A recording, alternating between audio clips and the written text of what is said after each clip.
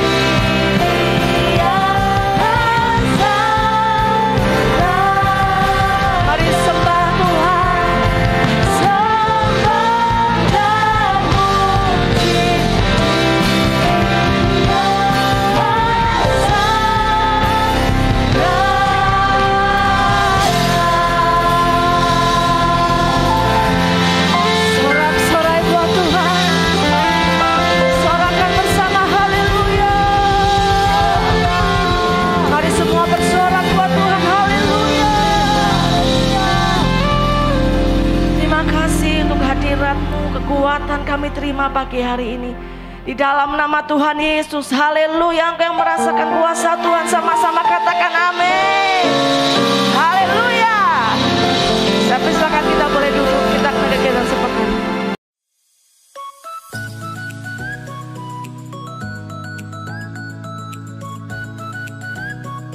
Shalom umat Tuhan, senang dapat berjumpa dengan Anda. Mari datang beribadah dengan segenap hati. Bersama saya Tasya, mari kita ikuti HOG News minggu ini.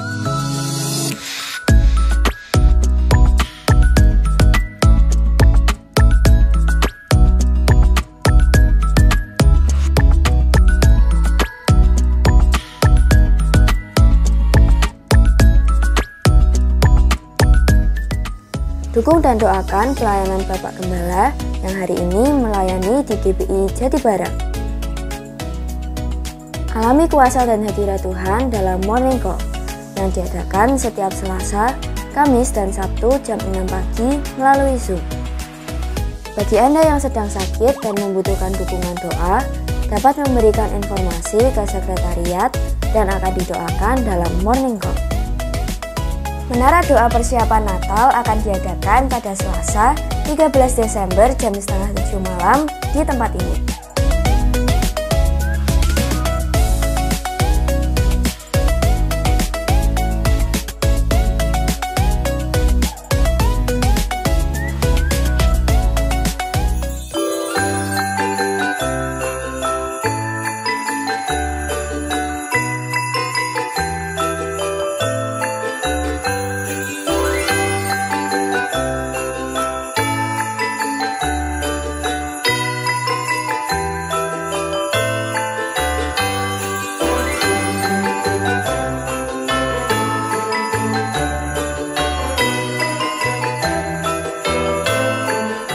Berikut adalah rincian anggaran Natal tahun ini.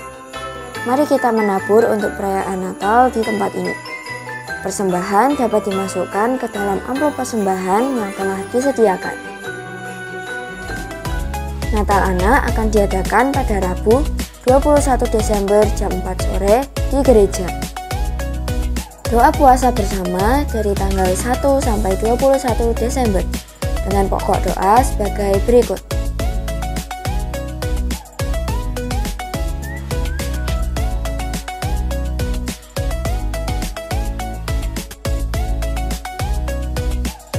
Jenis puasa ditentukan masing-masing pribadi dan lebih banyak masuk menara doa.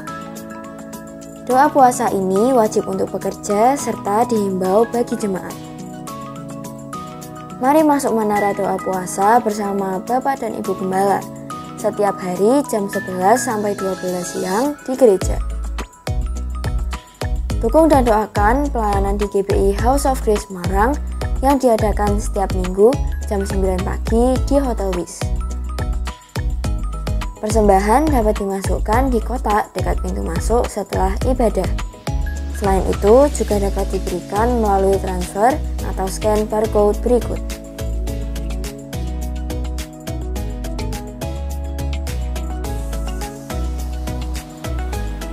Karena begitu besar kasih Allah akan dunia ini, sehingga Ia telah mengaruniakan anaknya yang tunggal, supaya setiap orang yang percaya kepadanya tidak binasa, melainkan beroleh hidup yang kekal. Demikian HOG News minggu ini. Tuhan Yesus memberkati.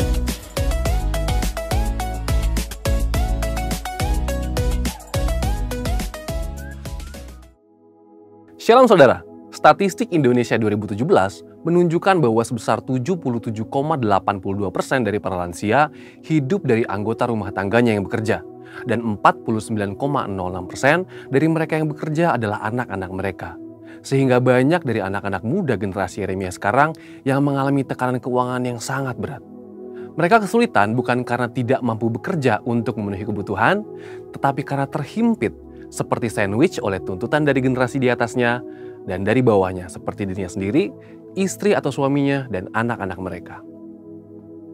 Karena beban keuangan yang sangat berat tersebut, maka banyak orang memiliki anggapan bahwa generasi sandwich ini seperti generasi yang salah dilahirkan atau salah membuat keputusan keuangan.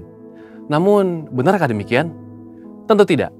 Kita adalah generasi Yeremia, yaitu anak-anak muda yang dipenuhi Roh Kudus, cinta mati-matian kepada Tuhan Yesus, tidak kompromi terhadap dosa, dan akan bergerak untuk memenangkan jiwa. Kita adalah murid Yesus yang melakukan apa yang Yesus lakukan. Salah satunya adalah menjadi saluran berkat bagi orang yang membutuhkan. Dalam Voice of Pentecost kali ini, kita akan membahas generasi Yeremia, bukan generasi sandwich. Pertama, kita perlu pahami bahwa istilah generasi sandwich tidaklah muncul baru-baru ini. Tahun 1981, seorang profesor di Universitas Kentucky Lexington, Amerika Serikat, menuliskan satu artikel berjudul The Sandwich Generation, Adult Children of the Aging. Generasi sandwich dikatakan sebagai generasi orang dewasa yang harus menanggung 3 generasi. Orang tuanya atau generasi atas, anaknya atau generasi bawah, dan dirinya sendiri yang terhimpit di tengah. Menjadi sumber penghidupan bagi seluruh anggota keluarga bukanlah suatu pilihan atau salah dilahirkan, tetapi merupakan suatu kebenaran. Apalagi jika anggota keluarga kita memang dalam keadaan yang tidak mampu bekerja oleh karena gangguan kesehatannya atau tidak mencukupi kebutuhannya. Ini merupakan perintah Tuhan. Di 1 Timotius 5 ayat 8 menuliskan perintah untuk kita memelihara sanak saudara kita. Jika kita tidak peduli pada kondisi keluarga kita, Rasul Paulus katakan kita lebih buruk dari orang yang tidak beriman. Kemudian kita harus menyadari fakta yang menunjukkan meskipun banyak generasi sandwich yang sangat kesulitan keuangan atau pasangan suami istri yang mengalami keretakan karena menanggung beban orang tua yang sudah tidak produktif, banyak dari generasi sandwich tersebut tetap bersukacita menanggung beban berat tersebut. Namun, ada 2 alasan besar yang mengakibatkan definisi generasi sandwich mempunyai konotasi yang negatif oleh karena mereka menjadi generasi yang terjepit. Alasan tersebut antara lain adalah, dari sisi yang ditanggung, merasa bahwa generasi anak-anak mereka memang wajib memberikan semua yang diminta oleh orang tua, tanpa sadar bahwa yang dimintanya itu melebihi kemampuan anak-anaknya. Beberapa orang tua menganggap mereka lebih berhak atas penghasilan anaknya dibandingkan dengan pasangan anak-anak mereka. Sikap dan perilaku tersebut acap kali menimbulkan konflik di antara anak-anak mereka dengan pasangannya. Dalam kondisi ini, apa yang dituliskan Alkitab bagi kita? 1 Timotius 6 ayat 6-8 mengajarkan untuk setiap orang percaya memiliki rasa cukup. Ibrani 13 ayat 5 mengulang pesan yang sama dengan tambahan supaya kita jangan menjadi hamba uang. Biarlah setiap orang mencukupkan diri dengan penghasilan yang diterimanya. Untuk para orang tua, percayalah bahwa anak-anak yang sudah dibesarkan di dalam Tuhan pasti berusaha untuk menjadi berkat bagi orang tuanya. Dari sisi penanggung, mereka gagal memahami bahwa kita harus menghormati orang tua kita seperti yang firman Tuhan katakan di salah satu dari 10 perintah Allah. Sehingga akan baik keadaan kita dan lanjut umur kita, firman Tuhan katakan di Ulangan 5 ayat 16. Tetapi memang kita harus senantiasa minta tuntunan Roh Kudus agar dapat membedakan prioritas dalam mengatur keuangan. Seperti misalnya bisa membedakan kebutuhan-kebutuhan antara keluarga inti dan keluarga besar. Di samping itu, Tuhan Yesus juga mengatakan di Lukas 14 ayat 28 mengenai perlunya sebuah perencanaan. Dalam hal ini adalah perlunya memiliki sebuah perencanaan keuangan agar kita bisa mencukupi di masa depan dan tidak menjadi generasi sandwich selanjutnya. Setelah anak dan orang tua ada dalam paradigma yang benar di dalam Tuhan, maka kita dapat membuat strategi untuk keluar dari himpitan keuangan ini. Bagaimana caranya? Yang pertama, berdoa, minta campur tangan Tuhan dalam keadaan keuangan kita. Yang kedua, membuat anggaran keuangan. Yang ketiga, investasi untuk masa tua. Yang keempat, membelikan orang tua asuransi kesehatan seperti BPJS atau asuransi kesehatan lainnya. Dan yang kelima, harus bisa membedakan prioritas antara keluarga inti dan keluarga besar. Jadi, tetaplah menjadi saluran berkat bagi keluarga saudara, bukan karena keterpaksaan, tetapi dengan kerelaan hati. Oleh kuasa Roh Kudus, generasi yang terjepit ini akan diangkat menjadi generasi Yeremia yang memberkati banyak orang. Ada janji Tuhan dalam Yeremia 17 ayat 7, diberkatilah orang yang mengandalkan Tuhan, yang menaruh harapannya pada Tuhan. Saudara, untuk penjelasan lebih lengkapnya dari tim teologi kami, silakan buka link yang ada di atas atau scan QR Code yang tersedia. Maranatha, Tuhan Yesus memberkati.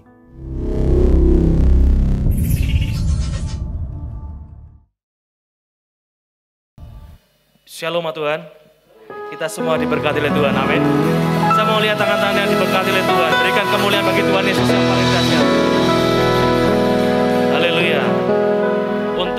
acara perayaan Natal tanggal 14 Desember ini, tepatnya hari Rabu, yang akan dilayani oleh Bapak Pendeta Pak Hendri Suteja. Ya, bagi kita umat Tuhan di tempat ini, jangan lewatkan acara Natal ini. Kita bisa ajak keluarga kita, sahabat kita, teman-teman kita, atau mungkin orang-orang yang kita kenal, mereka yang sudah lama undur atau mereka yang membutuhkan pertolongan Tuhan, kita ajak mereka ke tempat ini. Amin. Kita percaya acara Natal besok ini adalah acara yang luar biasa, sebab Tuhan akan melawat umatnya di tempat ini. Amin. Mari saya undang kita untuk bangkit berdiri. Kita akan katakan apa yang dimaksud dengan Pentakosta ketiga. 1. Pentakosta ketiga adalah pencurahan Roh Kudus yang dahsyat di zaman ini, melebihi yang terjadi di Azusa Street. 2. Pentakosta ketiga akan mengakibatkan penuaian jiwa yang terbesar dan yang terakhir sebelum Tuhan Yesus datang kembali. 3. Pentakosta ketiga akan membangkitkan generasi Yeremia, yaitu anak-anak muda yang dipenuhi Roh Kudus, cinta mati-matian kepada Tuhan Yesus, tidak kompromi terhadap dosa, dan akan bergerak untuk memenangkan jiwa. 4. Pentakosta ketiga lahir di Indonesia dan bergerak ke bangsa-bangsa. Gerakan ini dari timur ke barat dan akan kembali ke Yerusalem. 5. Pentakosta ketiga akan memberikan kuasa untuk menyelesaikan amanat agung, dan setelah itu Tuhan Yesus datang kembali. Berikan tepuk tangan bagi Tuhan Yesus. Mari kita berkatakan bersama-sama, tahun 2022 adalah tahun paradigma yang baru. Amin. Tahun 2022, tahun paradigma yang baru. Tahun 2022, tahun paradigma yang baru. Berikan kemuliaan bagi Tuhan Yesus. Haleluya. Mari kita berdoa syafaat. Bapa, kami ucap syukur untuk pagi hari ini kami boleh ada di tempat ini semua karena anugerah dan kasih karunia Tuhan. Kami berikan kami ini kesehatan, kekuatan ya Tuhan. Kami saat ini bersatu hati untuk pemimpin rohani, Ketua BPP GPI Bapak Pendeta Dr. Pinadi Abraham, Ketua BPD GPI Jateng dan DIY Bapak Pendeta Gideon Rusli, Ketua Perwil Baradaya Bapak Pendeta Rupes Sunarto, Bapak dan Ibu Rohani Bapak Pendeta Dr. Insinyur Niko Nyotra Harjo yang di Jakarta, Ibu Pendeta Muda Mulyanti Suwana yang ada di Purwokerto, dan Gembala Jemaat kami Bapak Pendeta Timotius Andi yang ada di tempat ini bersama dengan keluarganya Tuhan. Kami berdoa bersatu hati menopang bagi setiap mereka ini Tuhan. Engkau yang terus mengurapi setiap mereka, Engkau yang memperlengkapi setiap kehidupan mereka Tuhan, di dalam pelayanannya mereka ya Tuhan. Biarlah mereka ini menyenangkan hati Tuhan, dan Tuhan yang membuat kehidupan mereka menjadi berhasil di dalam nama Tuhan Yesus. Dan setiap mereka juga Tuhan boleh semakin hari semakin cinta Tuhan, hidup roh takut akan Tuhan, dan terus berjalan dalam kehendak Tuhan yang luar biasa. Kami berdoa ya Tuhan untuk kota Wonosobo, di mana kota ini kami tinggal. Di kota ini Tuhan suatu kota yang diberkati Tuhan, kota yang subur, kota yang makmur Tuhan, sebab tangan Tuhan memberkati kota ini ya Tuhan Yesus. Kami berdoa ya Tuhan di dalam segala aspek kehidupan di kota ini Tuhan, Tuhan yang memberkati, Tuhan yang memberikan yang terbaik buat kota Wonosobo ini ya Tuhan. Kami berdoa ya Tuhan untuk pemerintahan yang ada, untuk Bapak Bupati, Wakil Bupati, dan seluruh jajaran yang ada, supaya mereka ini juga bekerja dalam roh takut akan Tuhan.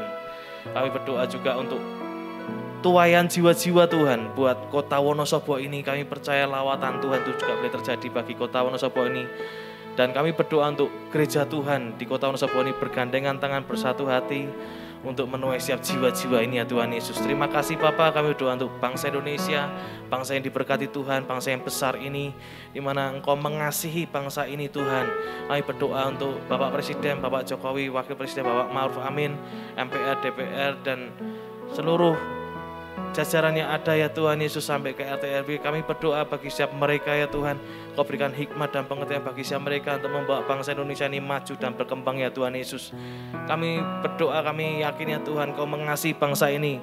Oleh karena itu untuk setiap halangan apapun Tuhan, badai COVID-19 dan resesi ya Tuhan Yesus, kami tolak, kami singkirkan di dalam nama Tuhan Yesus. Dan kami percaya Tuhan, lawatan Tuhan itu boleh terjadi bagi bangsa Indonesia ini. Dan kami akan melihat tangan Tuhan yang menopang bangsa Indonesia untuk meluputkan kami ya Tuhan Yesus dari segala bencana, segala badai resesi, bahkan badai COVID-19 Tuhan Yesus. Terima kasih ya Bapa. Kami akan melihat juga lawatan Tuhan terjadi bagi bangsa Indonesia ini. Kami berdoa untuk generasi Yeremia, di mana anak-anak muda ini yang dilawat dan dipulihkan oleh Engkau ya Tuhan Yesus, yang cinta mati-matian kepada Engkau ya Tuhan Yesus, yang tidak komerus dalam dosa, dan akan banyak memenangkan jiwa ya Tuhan Yesus, banyak akan tuayan-tuayan itu boleh terjadi ya Tuhan Yesus melalui anak-anak muda ini ya Tuhan Yesus. Kami berdoa juga untuk Yerusalem, Shalom Yerusalem, damai sejahtera turun atas Yerusalem. Kami juga memberikan persembahan, Kau yang menguduskan dan menyucikan persembahan ini ya Tuhan Yesus, kami berikan dengan sukacita, sebab kalian adalah orang-orang yang diberkati Tuhan. Di dalam nama Tuhan Yesus, haleluya, amin. Ku kagum hormat akan Engkau, ku kagum hormat akan Engkau, Kau Allah yang layak dipuji. Ku kagum akan, mari bersama katakan kami kagum. Ku kagum hormat akan Engkau, ku kagum hormat akan Engkau, Kau Allah yang layak dipuji. Ku kagum akan Engkau. Lebih lagi bersama. Kagum hormat akan Engkau, ku kagum ya Tuhan akan, sebab Engkau Allah yang layak dipuji. Mari sekali lagi kita berikan tepuk tangan sorak-sorai bagi Yesus. Kami kagum akan Engkau, kagum hormat akan, tapi silakan hambanya. Ku kagum hormat akan Engkau, Kau Allah yang layak dipuji. Ku kagum akan Engkau. Mari kita angkat tangan kita di hadapan Tuhan. Berikan kekaguman dan kehormat bagi Allah kita.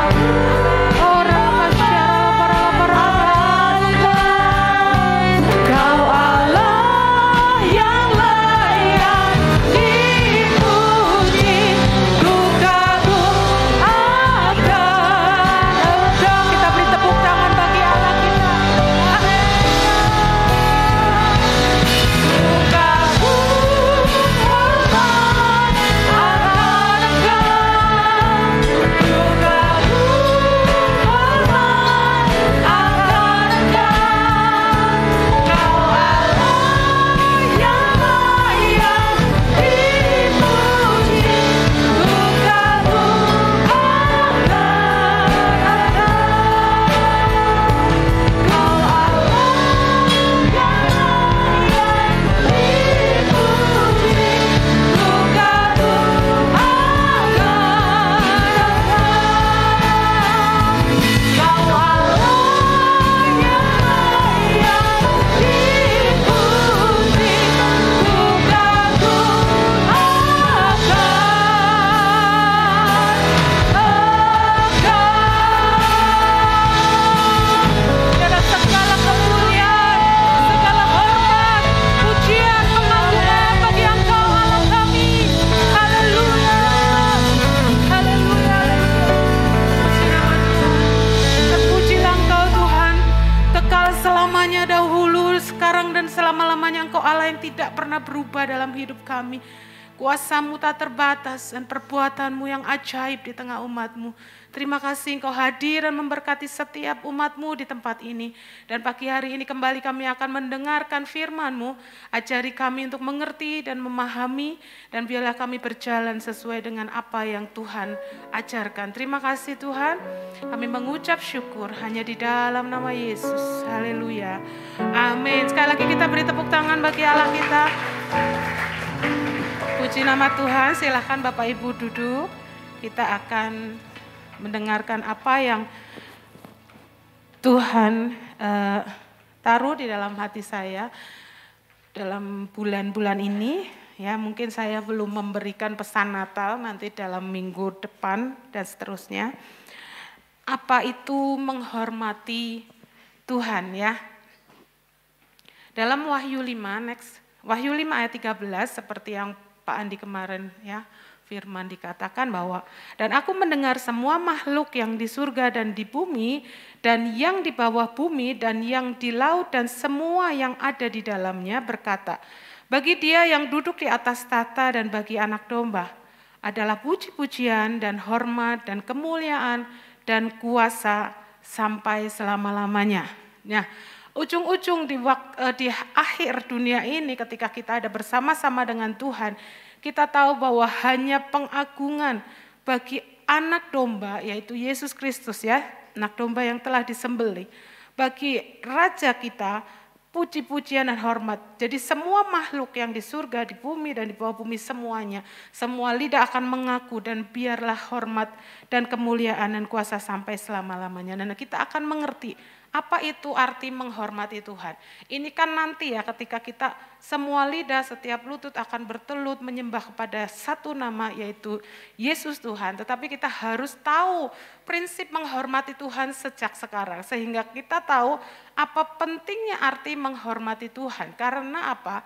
Ini perkara yang Tuhan anggap itu sangat serius ya. Kalau kita belajar bagaimana ketika kita tidak menghormati Tuhan ada konsekuensi yang bisa saja terjadi dalam hidup kita. Nah, arti menghormati Tuhan adalah sikap hati. Katakan sikap hati, ya. Jadi bukan cukup hanya menghormati Dia dengan cara yang dapat dilihat. Ya, mungkin kalau orang ada yang sikapnya mungkin hormat gitu ya, nunduk-nunduk, bukan seperti itu. Tapi yang Tuhan mau di sini contohnya ya, dalam firman Tuhan dikatakan, oleh karena bangsa ini datang mendekat dengan mulutnya dan memuliakan aku dengan bibirnya, padahal hatinya menjauh daripadaku dan ibadahnya kepadaku hanyalah perintah manusia yang dihafalkan. Di dalam Yesaya 29 ayat 13 Tuhan ingatkan bahwa ketika kita beribadah kepada Tuhan bukan hanya ketika kita hari Minggu orang Kristen ya harus ibadah. Kalau di gereja ya memang harus memuji, mengangkat tangan ya. Kalau di sini mungkin masih menurut WL ya, ayo kita angkat tangan, ayo kita tepuk tangan gitu ya. Itu aja mungkin enggak semua mengikuti ya. Nah, tetapi kalau saya pernah lihat gerejanya Pak Kris ya, Pak Kris Manusama di Ambon itu, jadi ketika datang kita semua urusannya dengan Tuhan. Kita semua fokus memuji Tuhan, tidak ada perintah dari WL untuk duduk atau berdiri ya, tapi semua terserah setiap jemaat Tuhan punya hubungan bagaimana memuji dan menyembah Tuhan. Nah, itulah yang dilihat bahwa bukan kita ketika melakukan perintah manusia, tapi sikap hati kita ketika kita datang kepada Tuhan, kita memberikan pujian dari hati kita ya, bukan hanya apa yang dapat dilihat bahwa orang itu mungkin rajin ibadah, tetapi ketika kita mendekat, hati kita juga datang kepada Tuhan ya, tidak menjauh. Nah, jadi hormat itu berasal dari hati kita dan sedang merujuk kepada nilai yang kita taruh kepada sesuatu atau seseorang ya. Contoh ya, kalau orang senang punya kolektor ya, mungkin kalau di sini uang koin ya kayak Bernard ya, atau kolektor itu mungkin lukisan gitu. Mungkin orang kan kalau yang nggak senang ya nggak ada nilainya gitu. Tetapi ketika orang itu punya sesuatu yang dia senang ya, memberikan nilai lebih pada sesuatu barang ya, pasti nggak bisa dibandingkan dengan orang. Jadi kita taruh nilai sesuatu itu berharga atau tidak tergantung hati kita nempatin Tuhan itu, nempatin Tuhan itu lebih daripada apa yang mungkin orang lain taruh gitu. Seberapa kita punya nilai yang kita taruh kepada Tuhan ya, itu hormat ya. Nah, ketika kita menghormati Allah, ya, kita sedang memperlakukannya menurut penilaian tinggi kita akan Dia.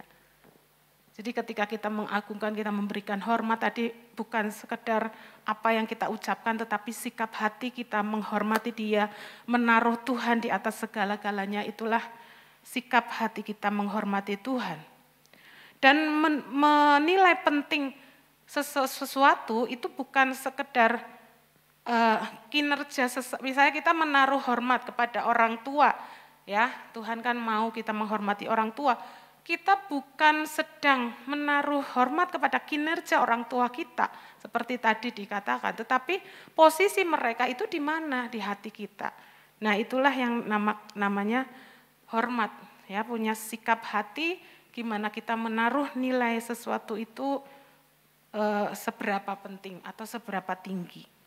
Di 1 Tawarikh 29 ayat 11 katakan, ya Tuhan punya mula kebesaran dan kejayaan, kehormatan, kemasyuran dan keagungan.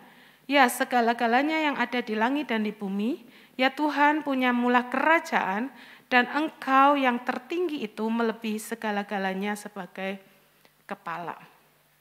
Nah kita akan belajar next, menghormati Tuhan. Bagaimana sih menghormati Tuhan? Menghormati Tuhan yang pertama berarti kita menghormati namanya. Kita lihat bahwa nama Tuhan adalah nama yang kudus, ya. Aku adalah aku. Di Ulangan 5 ayat 11 dikatakan, jangan menyebut nama Tuhan Allahmu dengan sembarangan. Sebab Tuhan akan memandang bersalah orang yang menyebut namanya dengan sembarang. Berarti menghormati Tuhan adalah menghormati namanya dengan tidak menyebut nama Tuhan dengan sembarangan. Saudara, kalau kita tahu loh, aku enggak pernah loh, tapi banyak loh. Saudara kalau lihat film Bollywood, itu mereka mengumpat pakai nama Tuhan kita. Ya, ataupun kita sembarangan buat janji atau kita membuat sumpah ya dengan nama Tuhan. Ya, firman Tuhan juga bilang jangan bersumpah demi namaku ya. Lalu next, seorang anak menghormati bapaknya dan seorang hamba menghormati tuannya. Jika aku ini Bapa, ya Tuhan bilang seperti itu, di manakah hormat yang kepadaku itu? Ya, intinya saya sampaikan, nanti saudara lihat di PowerPoint, belajar sendiri lagi ya. Nah, di Maliaki 2 ayat 2, jika kamu tidak mendengarkan dan jika kamu tidak memberi perhatian untuk menghormati namaku, firman Tuhan semesta alam, maka aku akan mengirimkan kutuk ke antaramu dan akan membuat berkat-berkatmu menjadi kutuk. Dan aku telah membuatnya menjadi kutuk sebab kamu ini tidak memperhatikan. Jadi ketika kita tidak mendengarkan dan tidak memberi perhatian untuk perkara menghormati nama Tuhan, ya, ada konsekuensi yang harus kita terima, ya, karena Tuhan mau kita menempatkan Tuhan sendiri, nama Tuhan di atas segala nama. Kalau kita bilang kita sudah tahu bagaimana karya Tuhan dalam hidup kita, karena nama Tuhan adalah nama di atas segala nama dan segala lutut telah dikalahkan, segala kuasa di bumi, kuasa di bawah bumi ya, di angkasa semua sudah dikalahkan oleh kematian dan kebangkitan Kristus. Namanya adalah nama yang ajaib. Oleh karena itu ketika kita menghormati Tuhan, kita harus menghormati namanya. Ya, mungkin kalau anak-anak SD itu sok poyok-poyokan nama bapaknya ya, pernah enggak? Kalau ngecek-ngecekan mesti nama papahnya yang dibawa-bawa ya. Nah, tapi kita belajar bahwa menghormati Tuhan berarti kita menghormati namanya. Yang kedua, menghormati Tuhan berarti kita menghormati pribadinya atau menghormati kekudusannya. Next. Nah, menghormati pribadinya yaitu dia sebagai seorang sebagai pribadi, sebagai seseorang ya. Dikatakan di Ulangan 5 ayat 7 sampai 9, jangan ada padamu Allah lain di hadapanku. Ya, jangan membuat bagimu patung yang menyerupai apapun yang ada di atas, di langit di atas atau yang ada di bumi di bawah atau yang ada di dalam air dan di bawah bumi. Jadi jangan membandingkan, ya. Menghormati Tuhan berarti kita tidak menyetarakan Tuhan dengan apapun, dengan siapapun.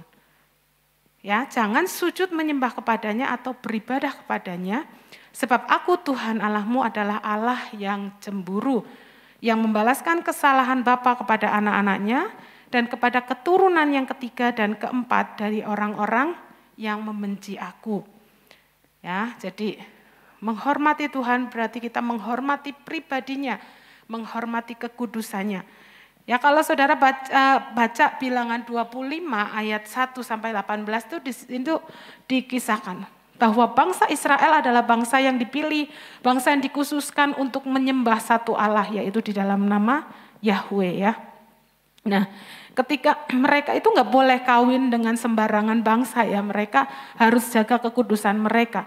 Nah, sementara itu di Israel tinggal di Sitim, mulailah bangsa itu berzinah dengan perempuan-perempuan Moab. Perempuan Moab ini adalah perempuan-perempuan yang menyembah berhala, ya. Jadi perempuan-perempuan itu mengajak bangsa itu ke korban sembelihan bagi Allah mereka, lalu bangsa itu turut makan dari korban itu dan menyembah Allah orang-orang itu. Jadi bangsa Israel mulai kawin kalau dibilang kawin dengan bangsa-bangsa yang menyembah Baal, dan mereka itu malah turut makan di dalam ibadah mereka, ya. Ketika Israel berpasangan dengan Baal Peor, bangkitlah murka Tuhan terhadap Israel. Lalu berfirmanlah Tuhan kepada Musa, tangkaplah semua orang yang mengepalai bangsa itu dan gantunglah mereka di hadapan Tuhan di tempat terang, supaya murka Tuhan yang bernyala-nyala itu surut daripada Israel. Kalau saudara lihat bagaimana soal menghormati Tuhan, menghormati pribadinya, tidak dibanding-bandingkan, menghormati kekudusannya, itu perkara yang serius. Ketika kita melihat perjanjian lama, apa yang dilakukan? Lalu berkatalah Musa kepada hakim-hakim Israel, baiklah masing-masing kamu membunuh orang-orangnya yang telah berpasangan dengan Baal Peor. Jadi benar-benar tidak mau bangsa Israel itu kawin dengan orang yang tidak menyembah Tuhan, ya. Jadi dibilang bahwa Allah itu adalah Allah yang cemburu.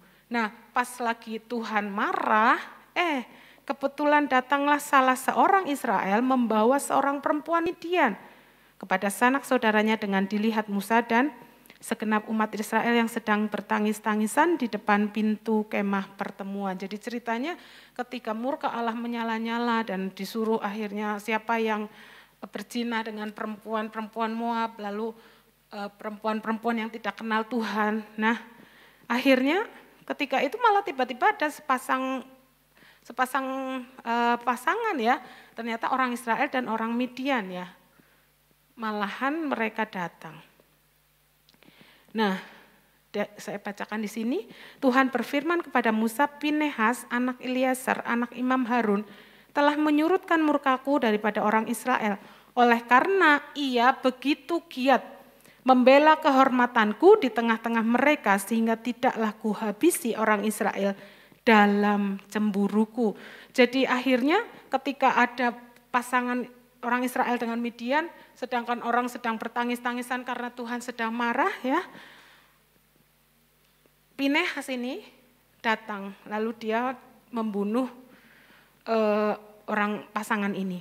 Dan Tuhan menghargai dia, Pinehas ini begitu giat membela kehormatanku di tengah-tengah mereka, sehingga tidaklah kuhabisi orang Israel dalam cemburuku. Ya, jadi kita tahu bahwa Allah itu Allah yang cemburu.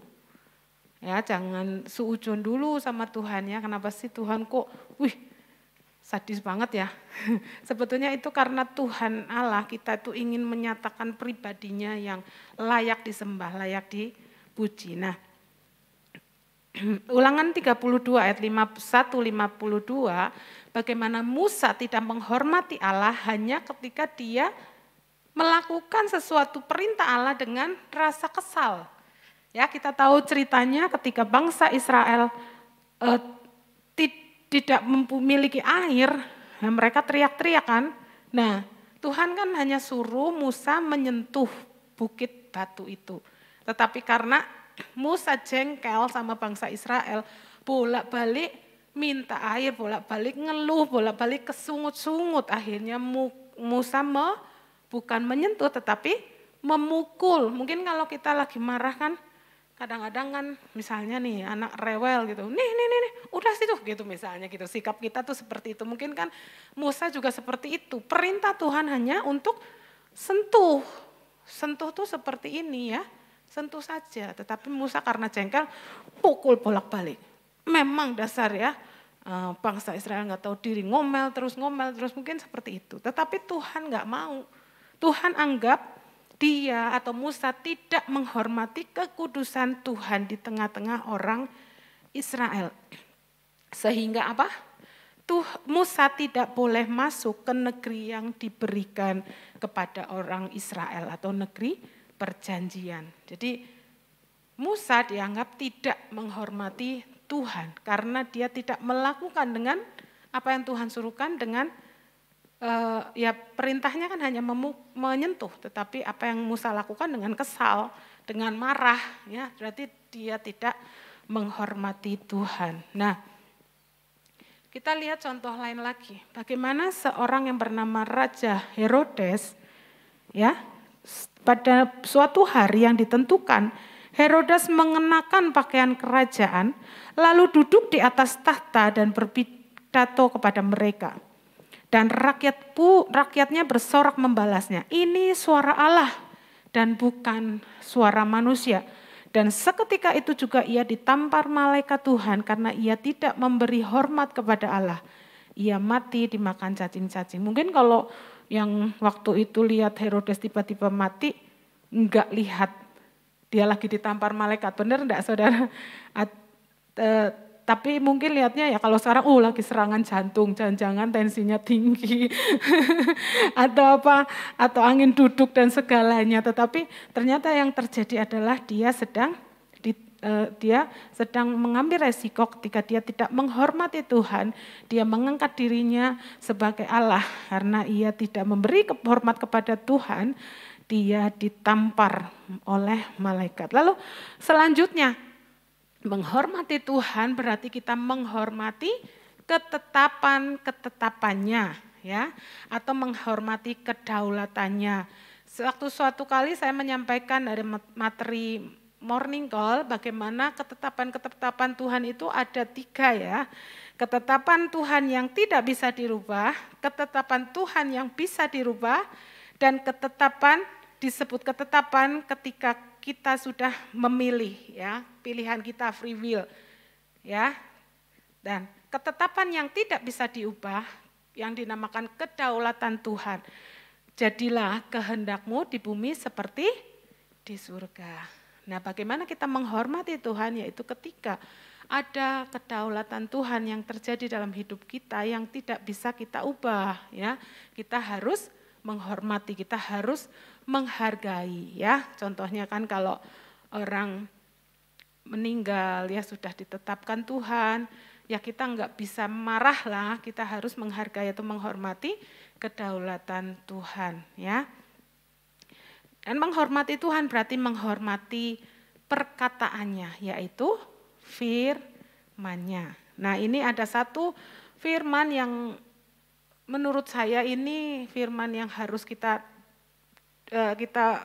kasih perhatian. Karena bilang, siapa meremehkan firman, ia akan menanggung akibatnya. Tetapi siapa yang taat kepada perintah, akan menerima balasannya. Apa aja sih ketetapan-ketetapan? Ya seluruh firman Tuhan itu. Tetapi ada beberapa yang tentang penghormatan itu, ya tadi ya, bukan karena kinerja seseorang kita menghormati orang itu, tetapi karena posisi orang itu. Yang pertama ya, atau sesuatu itu. Yang pertama kita akan lihat Ulangan 5 ayat 12 sampai 14. Tetaplah ingat dan kuduskanlah hari Sabat seperti yang diperintahkan kepadamu oleh Tuhan Allahmu. 6 hari lamanya engkau akan bekerja dan melakukan segala pekerjaanmu. Tetapi hari ke-7 adalah hari Sabat Tuhan Allahmu. Maka janganlah melakukan suatu pekerjaan engkau atau anakmu laki-laki atau anakmu perempuan atau hambamu laki-laki atau hambamu perempuan, atau lembumu atau keledaimu, atau hewanmu yang manapun, atau orang asing yang di tempat kediamanmu, supaya hambamu laki-laki dan hambamu perempuan berhenti seperti engkau juga.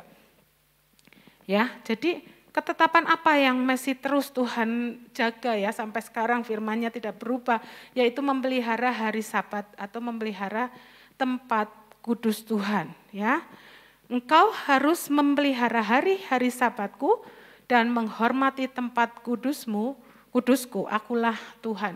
Jadi ingat saudara tadi tentang sikap hati. Kita harus tetap memelihara hari-hari Sabat Tuhan. Kenapa sih kok hari Sabatnya adalah kalau kita sekarang kok Minggu ya. Minggu itu sebetulnya hari pertama minggu, hari pertama di minggu itu, bukan Senin ya saudara.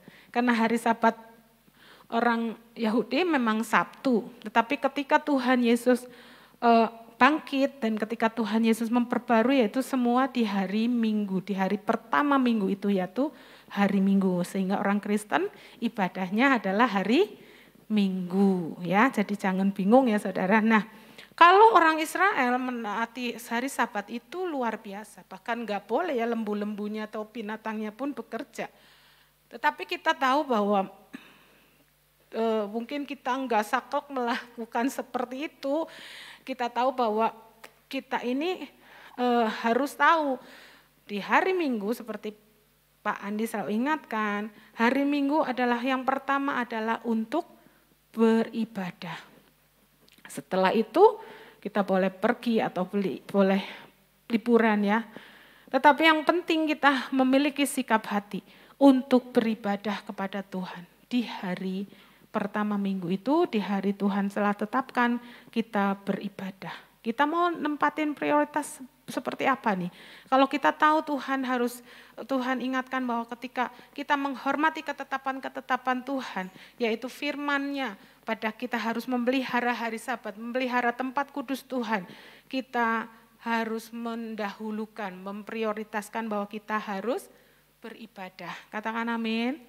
Ya, karena masa COVID sudah berlalu, biarlah kita memulai sesuatu yang baru, komitmen kita kembali. Ya, ada masanya kita memang disuruh sembunyi, ada masanya kita diproses, dimurnikan Tuhan. Mari kembali untuk kita beribadah dengan sungguh hati. Ya, jadi jangan kalau sempat online saja. Saudara, online ya memang sekarang nggak bisa dilarang online, cuma maksudnya kan kita tahu bahwa untuk apa sih beribadah. Pak Niko sampaikan bahwa beribadah itu adalah kita dengan Tuhan dan kita dengan sesama. Kita memiliki persekutuan, kita mempraktekkan apa yang Tuhan mau, yaitu kita mengasihi, kita berinteraksi, kita saling mendoakan. Nah, itulah ibadah ya. Nah, oleh karena itu nggak bisa kalau kita hidup hanya sendiri saja di kamar ya. Tetapi mari lakukan apa yang Tuhan perintahkan supaya kita memiliki interaksi, kita memiliki hubungan dengan Tuhan, tetapi kita juga memiliki persekutuan dengan saudara seiman. Lalu menghormati Tuhan itu ya, seperti yang menjadi firman-Nya adalah menghormati otoritas. Ingat tadi posisi bukan kinerja ya. Orang-orang yang ditempatkan di atas kita itu memiliki arti, orang-orang yang ada di atas kita adalah sebagai wakil Tuhan. Baik itu orang tua, baik itu hamba-hamba Tuhan ya, dan sebagai tudung ya. Kalau istri ya tudungnya suami ya. Siapa orang-orang yang ditempatkan di atas kita? Kepada orang tua atau orang-orang tua. Next. Nah, saya dulu tahun berapa ya saya dapat firman ini, kaget juga sih. Tahun 90-an kayaknya. Imamat 19 ayat 32, engkau harus bangun berdiri di hadapan orang ubanan dan engkau harus menaruh hormat kepada orang yang tua dan engkau harus takut akan Allahmu, akulah Tuhan. Nah, sikap kita untuk menghargai orang-orang tua ya, itu juga salah satu pesan Tuhan. Siapapun mereka yang kita anggap tua, kita harus menghormati ya. Lalu terutama adalah orang tua kita, hormatilah ayahmu dan ibumu seperti yang diperintahkan kepadamu oleh Tuhan Allahmu supaya, nah ini sebetulnya berkatnya itu untuk siapa sih ketika kita melakukan firman? Katakan untuk saya. Nah ini rahasianya, supaya lanjut umurmu dan baik keadaanmu di tanah yang diberikan Tuhan Allahmu kepadamu. Ya, jadi orang-orang yang memiliki sikap hormat kepada orang tua pasti nggak kehilangan berkat. Ya, dan saudara dalam Injil Tuhan Yesus mengajarkan berkali-kali tentang menghormati orang tua. Jadi jangan keliru kalau jadi orang Kristen, nanti gak boleh tuh menghormati orang tua kalau sudah mati. Ya iyalah kalau menghormati orang tua ya ketika sudah masih hidup. Kita berikan apa yang mereka butuhkan menjadi kebutuhan mereka. Jangan mentang-mentang mungkin sudah sakit, sudah tidak produktif ya. Kita ini nyepelein gitu loh. Kan tadi menghormati adalah sikap hati. Tuhan tahu enggak kalau kita nyepelein orang tua? Tahu loh saudara, kita menganggap orang tua. Makanya orang tua kan kadang penyakitnya, maksudnya bukan penyakit tapi apa yang jadi sindromnya orang tua yaitu mereka merasa tidak berguna ya, tidak produktif lagi. Apalagi mungkin yang sudah pikun ngomong berkali-kali nggak mudeng-mudeng lupa terus. Nah kita harus tahu bahwa nggak boleh hati kita itu nggak menghormati, maksudnya nyepelek gitu, nggak menghargai gitu. Tuhan tahu loh. Dan itu enggak boleh ya. Kita harus tetap menghargai atau menghormati ya. Lalu apalagi saudara yang menjadi ketetapan atau firman-Nya adalah saling menghormati suami dan istri. Ya. Kalau mungkin suami harus menghormati istri. Lah suami juga harus istri harus menghormati suami. Ternyata suami juga harus menghormati istrinya ya. Bagaimanapun juga bagi kamu masing-masing berlaku, kasihilah istrimu seperti dirimu sendiri. Dan istri hendaklah menghormati suaminya. Tetapi di dalam 1 Petrus 3 ayat 7 dikatakan juga demikian juga kamu, hai suami-suami, hiduplah bijaksana dengan istrimu sebagai kaum yang lebih lemah. Hormatilah mereka sebagai teman pewaris dari kasih karunia, yaitu kehidupan, supaya doamu jangan terhalang. Kenapa sih doa terus tapi nggak dijawab-jawab? Ternyata dia tidak menghormati atau menghargai istrinya sebagai teman pewaris dari kasih karunia, yaitu kehidupan, supaya doamu jangan terhalang ya. Jadi rahasia doa dijawab Tuhan adalah ketika suami istri ini saling menghormati, saling, apalagi di Mazmur 133 dikatakan, apabila saudara diam bersama dengan rukun, maka berkat Allah akan dicurahkan di tempat itu. Amin saudara. Jadi kalau saudara berantem terus di rumah, ya berkatnya takut, enggak mau datang ya. Jadi jangan heran kenapa berkatnya enggak turun-turun, karena ternyata suami istri tidak sedang baik-baik saja.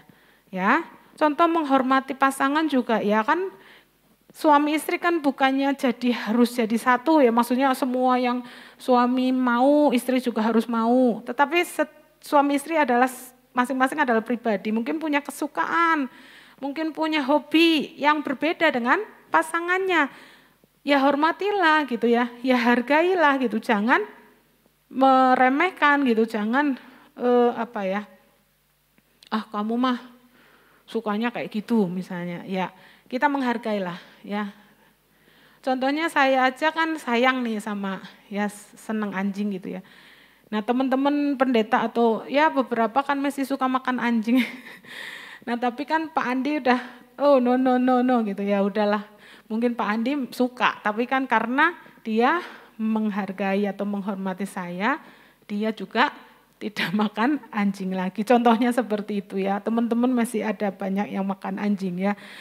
Nah contohnya seperti itu, kita hargailah pasangan kita senangnya apa ya, senang bola ya ditemani nonton bola ya, meskipun kita nggak senang, atau senang apa makannya yang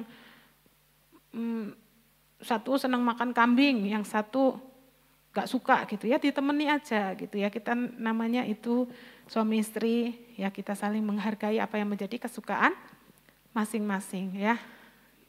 Oke ya. Menghormati utusan Injil.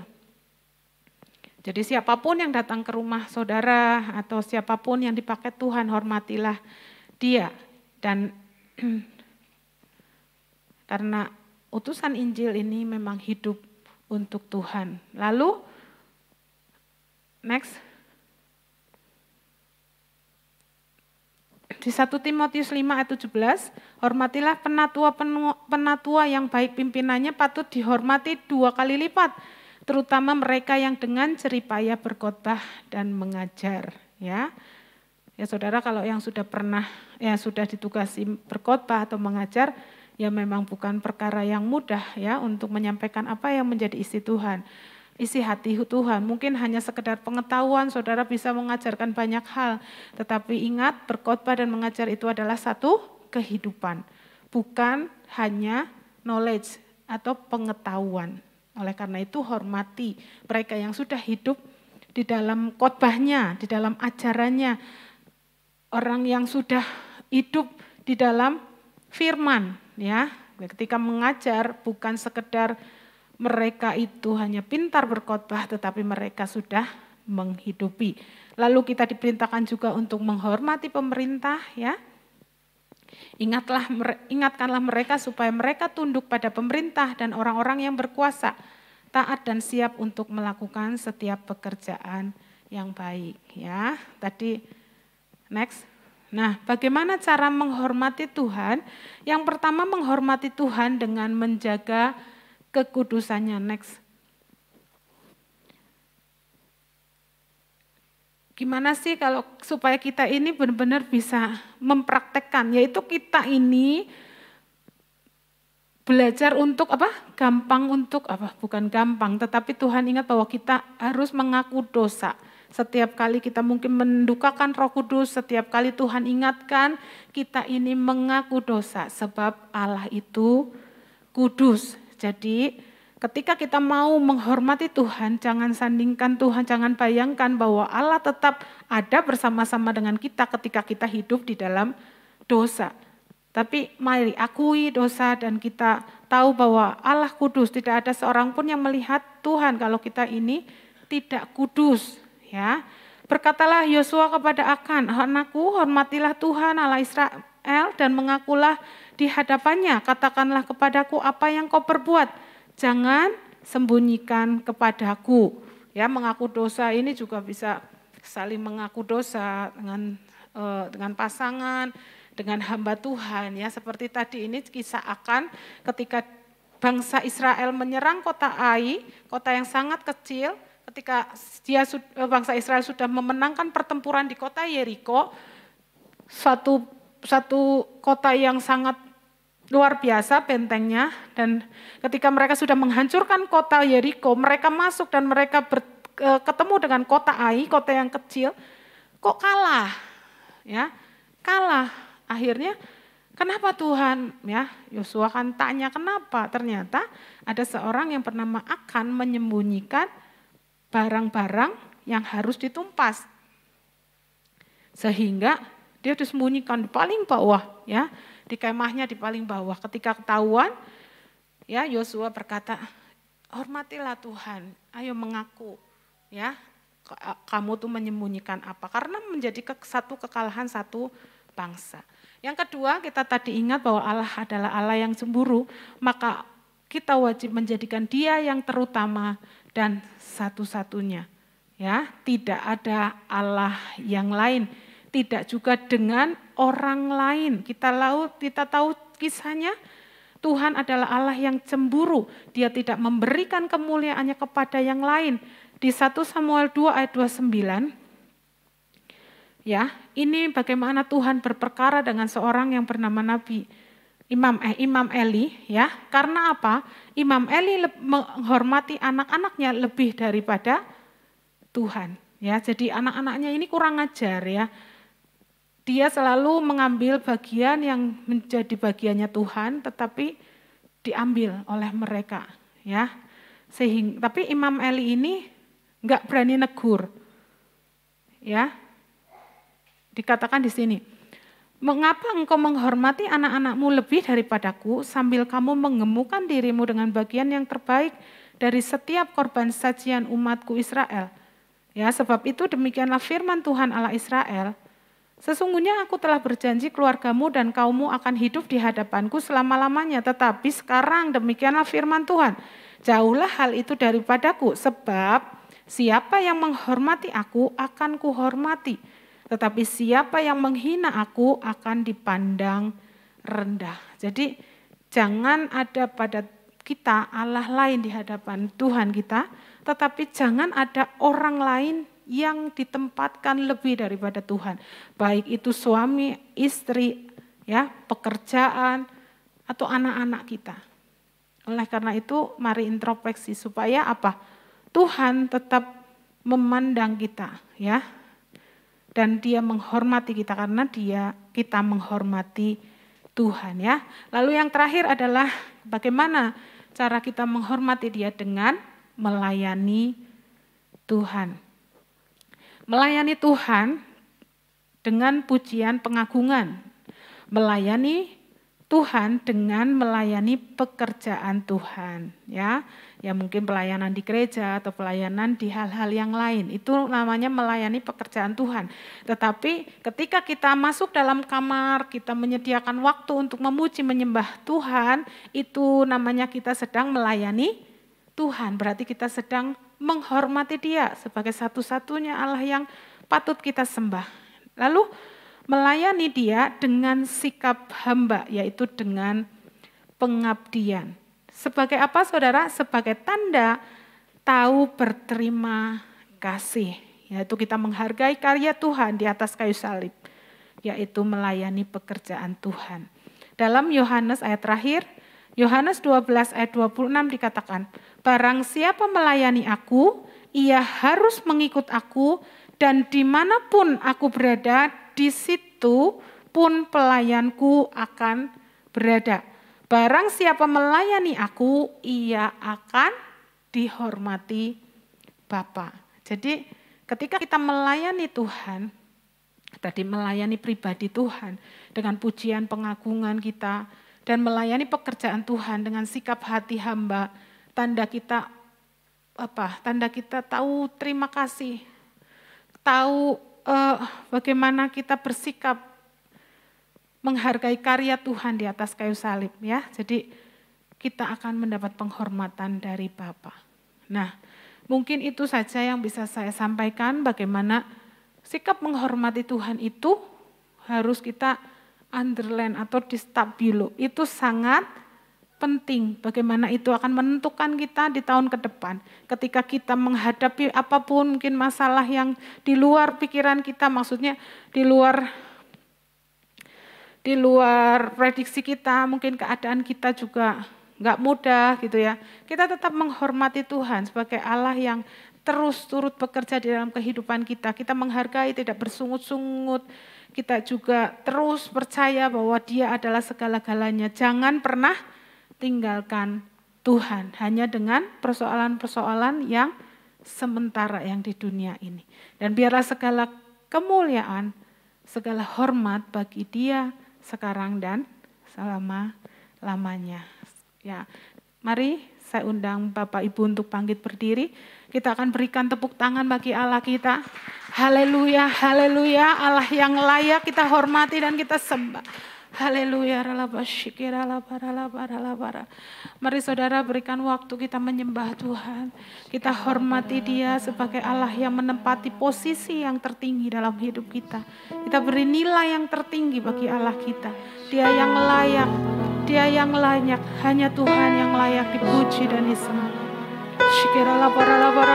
Mari kembangkan sikap hormat dan takut akan Tuhan dalam kehidupan kita sehari-hari. Segala kemuliaan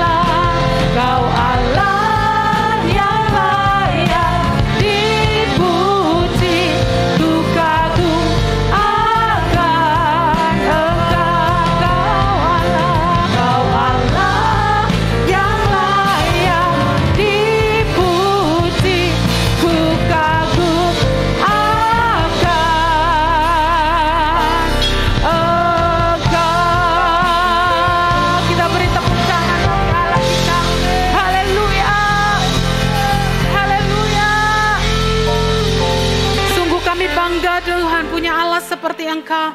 Sebab tidak ada Allah manapun yang dahsyat dan perkasa seperti Engkau, yang begitu mengasihi setiap kami Tuhan, yang memberikan anaknya yang tunggal bagi kami, bahkan mati di atas kayu salib. Tapi kami Engkau Allah yang hidup, Kau bangkit dan memberi kemenangan bagi setiap kami. Terima kasih Tuhan, terima kasih untuk pemeliharaanmu, untuk hari-hari kami mengiring Tuhan. Tuhan senantiasa memberi kekuatan dan semangat, roh yang menyala-nyala, sikap yang terus menghormati dan menghargai Engkau. Takut akan Tuhan senantiasa ada di dalam kehidupan kami, supaya berkat Allah turun atas setiap kehidupan kami. Umat Tuhan, Kau yang mengasihi Tuhan, mengasihi Tuhan dengan menghormati Dia.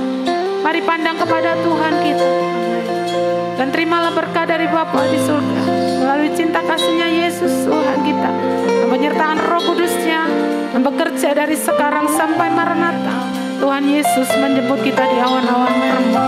Setiap kita yang telah menerima berkat Tuhan, katakan